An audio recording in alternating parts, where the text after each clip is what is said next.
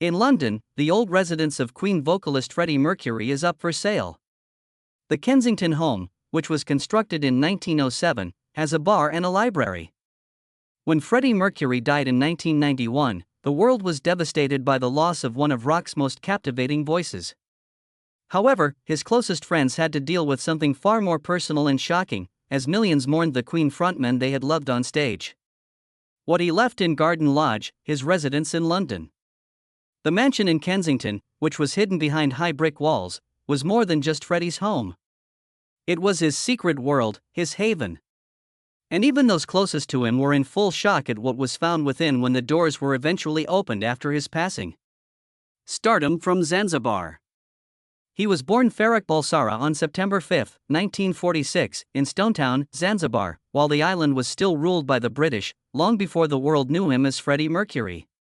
His parents, Bomi and Jair, were from the city of Bulsar and were part of the Parsi community in western India, presently known in Gujarat as Valsad. Even though life took them across continents, they continued to follow their customs and practice Zoroastrianism. For work, the Bulsaras had relocated to Zanzibar.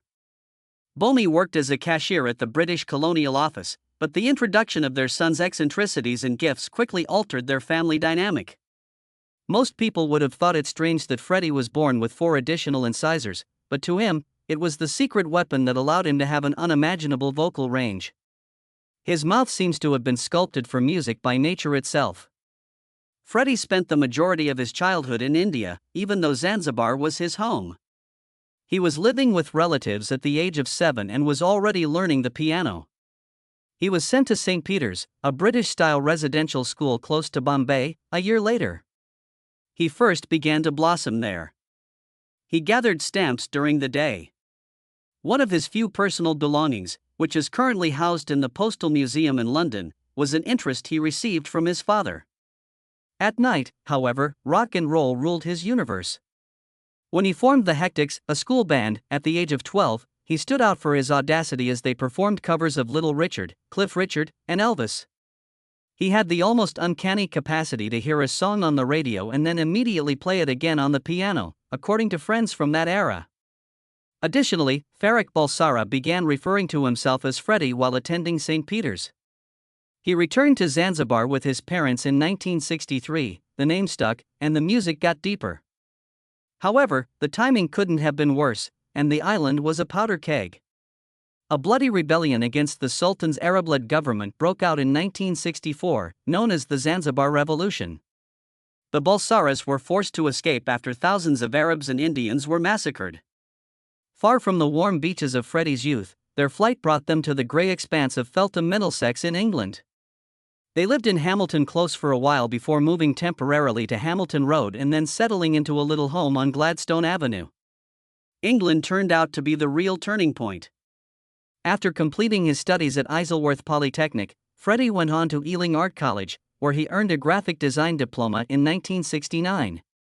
He would subsequently use those same creative abilities to sketch the now iconic Queen crest. However, hustling and odd occupations were necessary for survival in those early days. Working as a baggage handler at Heathrow Airport, he silently carried dreams that were far more important than the items in his suitcases. Alongside percussionist Roger Taylor, a new buddy, he sold used Edwardian clothing and vintage scarves. Freddie wasn't yet the well-known singer to the world, according to Taylor. He was simply my wacky friend. The one who was always aware of the enjoyment. Others regarded Freddie as quiet and reserved, someone who enjoyed music more than talk, despite the flamboyance that was starting to flare. But as he took the stage, everything changed drastically. He led the Liverpool-based band Ibex, which was renamed Wreckage in 1969 and had a strong blues influence from Hendrix. He even briefly resided on Penny Lane above a pub, absorbing the music culture of Liverpool from the inside out. He made another attempt with Sour Milk Sea when Wreckage faded out. However, that too had disintegrated by early 1970. This could have appeared to others as a series of failures. It was rehearsal to Freddie. He was being honed for the moment when he would finally take his proper place on stage by every move, band, and rejection. A rock legend's ascent.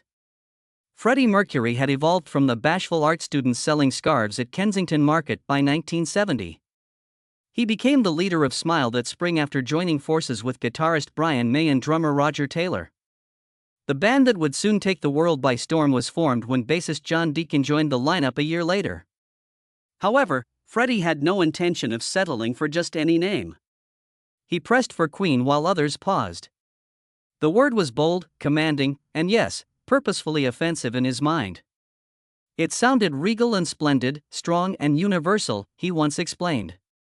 Even while he was fully aware of the camp associations, that was only one aspect of the attraction. He formally changed his name from Bulsara to Mercury at this point, which was in line with his larger-than-life destiny. He was building the band's persona even before the music took off. Freddie created the Queen crest, a fanciful coat of arms that combined the band's astrological signs, just before their debut album. A crab for May, two fairies for himself, the Virgo, and lions for Deacon and Taylor. Inside the enormous line, a crown shone, and everything rose beneath the fiery phoenix's wings. It had a nearly royal appearance, making it the ideal representation of a band that would dominate rock stages like Kings. The baritone range was where Freddie's natural speaking voice fell. But Queen had a vocal edge few bands could match because of his singing, which stretched into soaring tenor territory. He was also restless, bold, and hard to define when it came to songwriting. The best Queen songs, including Bohemian Rhapsody, We Are the Champions, Somebody to Love, Don't Stop Me Now, and others, bear his fingerprints. Freddie detested repetition, so each one sounded as if it were from a different planet. He acknowledged that change was what he thrived on. Drawing inspiration from everything that piqued his interest in theater, music, or movies. Some of his works, such as Queen II's ambitious tracks or Bohemian Rhapsody, were mazes of shifting keys and erratic arrangements. Some, like his Crazy Little Thing Called Love, were reduced to a few chords. It was remarkable because of the balance. Freddie was always captivating despite his ability to be both dramatic and light, complicated and playful. He composed everything on the spur of the moment, sitting at the piano and letting the thoughts flow, despite his frequent admission that he could hardly read music. Of course, he was defined by more than simply his records. The stage was the location. Live performances were Freddie Mercury's passion. He dominated it with a theatricality that was equal parts shock, tease, and pure charm, whether it was a stadium or a theater. Those who observed him were aware that they were witnessing something unique. According to a quote from David Bowie, Freddie went beyond simply being another theatrical rock act. Every soul in the auditorium was drawn into Freddie's circle by his ability to reach even the last person at the rear of the farthest stand, according to Brian May. That force reached its zenith during Live Aid on July 13, 1985. Queen took over Wembley Stadium in under 20 minutes. With 72,000 people clapping in unison, Freddie's sustained a cappella note became renowned as the note heard around the globe. He was wearing jeans and a white tank top. It was hailed as the best live performance in rock history by reviewers years later. It was more than just a concert for those in attendance. It was a transcendental moment. In August 1986, he made his last bow with Queen at Neboith Park. God Save the Queen was Freddie's closing song, which was seen by nearly 200,000 fans. Holding a golden crown in the air while wearing a royal gown. He had subtly warned Brian May a week before that he probably wouldn't be doing this for much longer. He left his mark as a once-in-a-lifetime showman before the curtain came down. He was fire on stage. He continued to be contradictory off stage. A virtuoso on the piano who eventually gave it up to be free to strut across the stage. One day, a songwriter might create complex operatic harmonies. And then hammer out a rockabilly melody with 3 chords. He demonstrated that there were no boundaries with Freddie Mercury, only reinventions, by picking up a guitar for songs like Crazy Little Thing Called Love. But Freddie's private life, his quirky demeanor, and his romantic life were as unpredictable as his music. Although Freddie Mercury was well known for his indiscretions with men, many were unaware of his numerous relationships with women, including actors, models, and even well-known people. Despite being the most well-known person in rock, he somehow kept a large portion of his private life hidden. The same thing was frequently said by others who knew him. Freddie was a complex person. He commanded arenas like a deity on stage, a peacock dressed in leather and sequins. He could be reticent, evasive, and somewhat defensive offstage. But as darkness fell, he lived as though time were running after him. He led a quick, noisy, and fearless life. Queen was known for throwing legendary parties during his prime. The jazz album Bash, recorded at the Fairmont Hotel in New Orleans in 1978, is the most notorious of them. Imagine it. Dwarfs walking around with silver cocaine dishes tied to their heads, wrestlers naked in a bathtub, and nude waiters balancing trays. A performer even proceeded to bite the heads off live birds. That night, rock and roll excess had a face, and it had a mustache. Freddie's stern upbringing in India and the peaceful existence in London he started at the age of 8 were worlds apart. However, moderation never entered his vocabulary when he had the taste of stardom. He refused to slow down, even after HIV started to infiltrate his life. He made his 41st birthday one of the wildest evenings in Ibiza a few months after receiving his diagnosis. 350 bottles of champagne, 700 people, and enormous fireworks. All the way to Majorca, they illuminated the sky. By morning, 232 broken glasses were included in the bill. Freddie had become so well known by the middle of the 1980s that even members of the royal family wanted to join. In close quarters, his friendship with Princess Diana was a well-kept secret. She was finally able to escape the world's scrutiny when he took her into London's Royal Vauxhall Tavern, a gay pub, one evening while disguised her in a jacket, hat, and sunglasses. At least for a couple of hours. He was also drawn to other legends, such as Michael Jackson. In 1983, they attempted to record together, but unforeseen circumstances prevented it. He really couldn't continue working with a llama in the studio, Freddie lamented over the phone. Conversely, Jackson once interrupted a session when he saw Freddie snorting a $100 bill through a Coke. Only stories remained once their chemistry faded. The world was constantly speculating about Freddie, but he hardly ever mentioned it. Bohemian Rhapsody's complex lyrics concealed his personal troubles, leading some to believe he had already disclosed his truth. Not even his parents knew this. In his personal life, however, women continued to play a significant role in his narrative. Mary Austin was the major love of his early years. She was employed at the upscale fashion store Biba when he first met her in 1969. At the age of 24, Freddie was broke and working with drummer Roger Taylor at a market stall selling clothing. Mary was 19. Solid, working class, and grounded. They soon clicked and moved into a tiny apartment where Freddie pursued a goal that no one else could see while Mary paid the bills for years. Freddie proposed when stardom finally arrived. When he acknowledged his desire to men, the engagement fell apart, but Mary recalled that she was too shocked to even comprehend what was occurring. Mary remembers telling him clearly that he wasn't AF asterisk asterisk asterisk INGF asterisk asterisk asterisk INGF asterisk asterisk asterisk INGF asterisk asterisk asterisk INGF asterisk asterisk asterisk INGF asterisk asterisk asterisk INGF asterisk asterisk asterisk INGF asterisk asterisk asterisk INGF asterisk asterisk. Asterisk INGF asterisk asterisk asterisk INGF asterisk asterisk asterisk INGF asterisk asterisk asterisk ING. She stayed close, worked for his management, traveled with him on tours, and stood by him until his final breath. She was given half of Freddie's riches and his garden lodge at Kensington Mansion, and he referred to her as his common-law wife. She took on the role of keeper of his ashes, which she still keeps a secret about. Later came the vivacious Austrian actress Barbara Valentine, who had her own fire to match Freddie's. He also became profoundly in love with Winfried Winnie Kirkberg during his time in Munich. He proudly donned the wedding band that a German restaurateur gave him. His real-life lover, however, turned out to be Irish hairstylist Jim Hutton. Freddie constructed a house with Jim in Ireland, wore the gold band Jim gave him till the day he passed away, and referred to him as his husband. For the past 7 years, Jim has supported him through his illness and deterioration till the very end. Freddie's passions were as intense outside of love. In a way, his pets were his kids. His need to have someone hold the receiver up to their furry ears was so great that he would call home while on tour. There is even a song named after his favorite, Delilah. He collected Japanese art and antiques with the same fervor he gave to music, and his Kensington home was filled with these treasures. That passion frequently erupted into flaming altercations in the studio. At one point, he made a joke about Queen arguing about the air they breathe. However, the hidden component of masterpieces that still rock stadiums today was that friction. His body had lost strength due to AIDS by the end, but his spirit remained unaffected. It wasn't until the day before his death in 1991 that Freddie openly acknowledged his sickness. The world was shocked when he passed on the next day at the age of 45. He could not be summed up.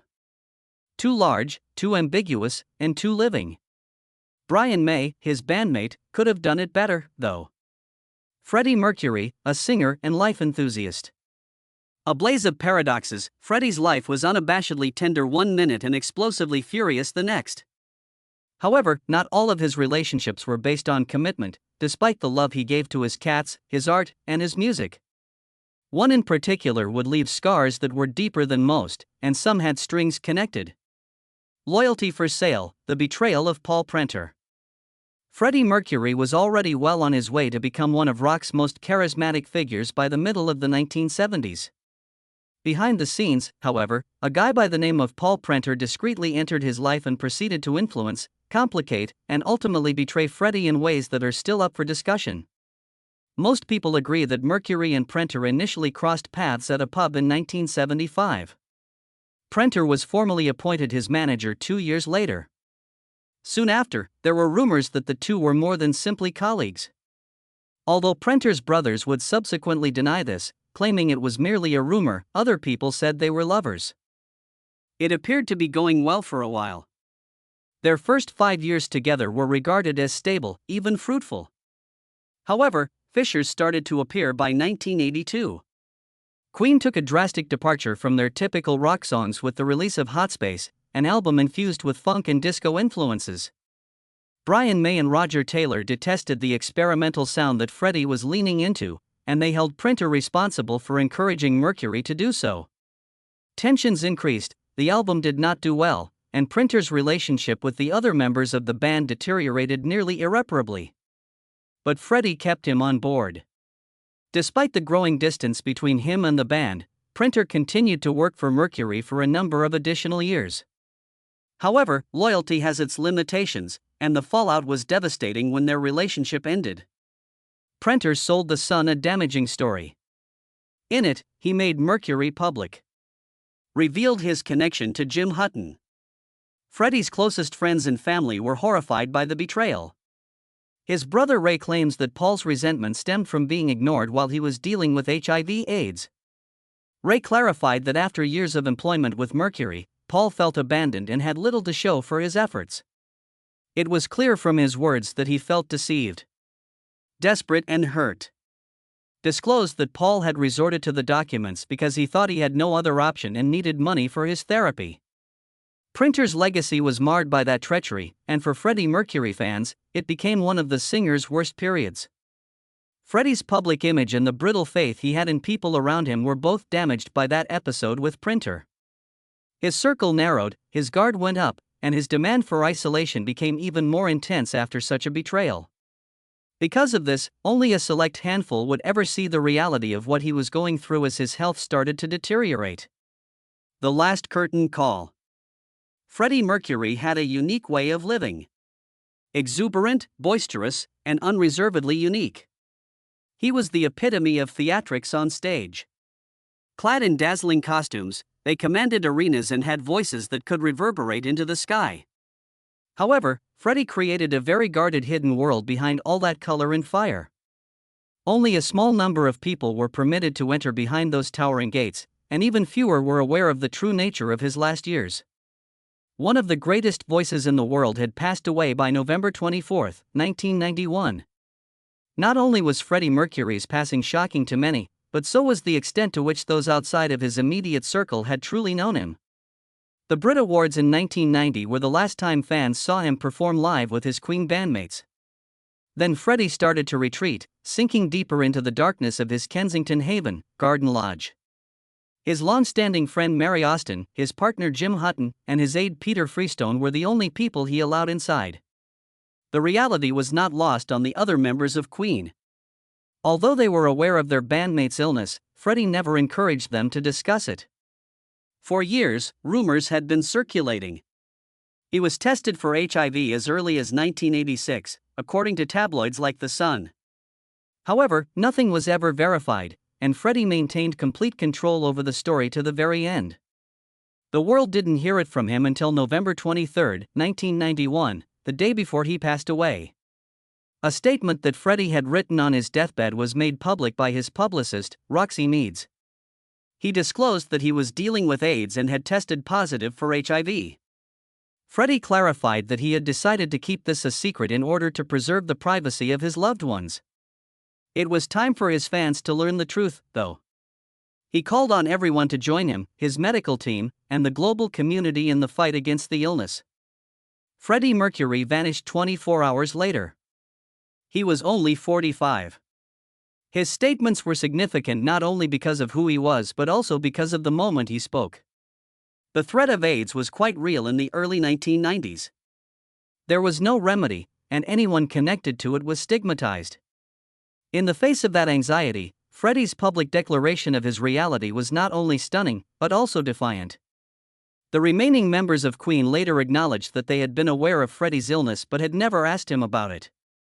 As if it were an unwritten contract, Brian May remembered that they never really talked about what was wrong. Freddie informed them that he was unable to tour. And he was only prepared to divulge that. As time passed, it became evident what was actually taking place, but nobody voiced it out. Freddie didn't reveal it to his inner circle until 1989, during a meal in Montreux. Even if they had already made a hunch, the confirmation nonetheless stung hard. Brian thought of Freddie's concern that his life would become a circus after the truth was revealed.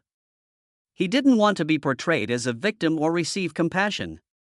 At the end of his life, he stated that his goal was to continue composing music, business as usual. Jim Hutton was by his side the entire time. What started as a spark between the two in a nightclub in 1985 developed into a committed love that lasted until Freddie's death.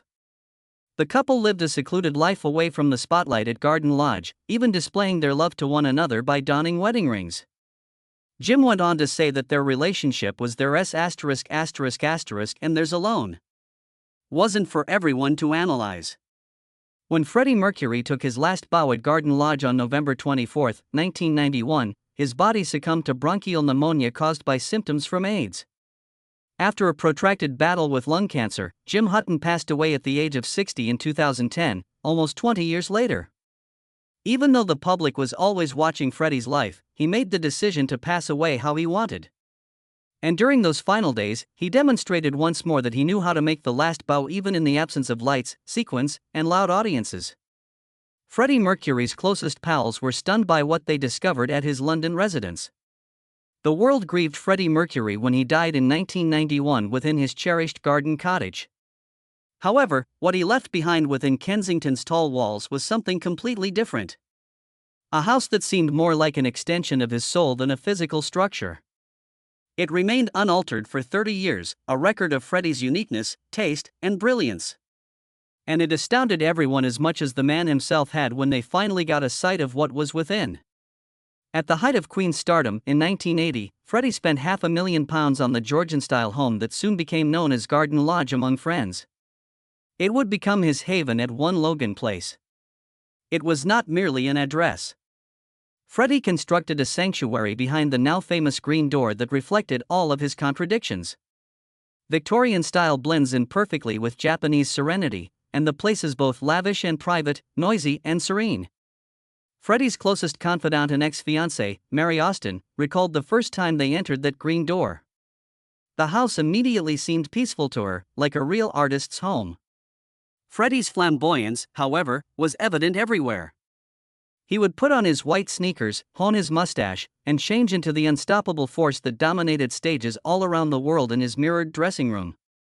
Freddie loved the warm, vibrant golden yellow walls that greeted you as soon as you stepped through the door. It wasn't arbitrary. The same brightness he exuded on stage was reflected in it. His piano, the one that gave birth to Bohemian Rhapsody, was located in the dizzyingly tall 2-story drawing room. The showman finally found rest in his bedroom upstairs, through that mirrored dressing room. Mary kept the house just as Freddie had left it for decades, giving the impression that he may return at any time, sit at his piano, and begin writing again. The gardens were equally remarkable. They were created under Freddie's direct supervision, using a Japanese design.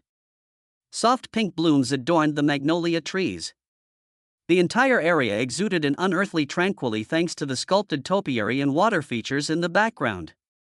Freddie had made his own Eden in Kensington, a neighborhood where open space is practically legendary.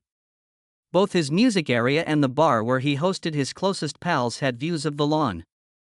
You can practically see him there. With a drink in his hand, Robe wrapped himself around his shoulders and looked out into the blooms as he composed songs and lyrics in his head.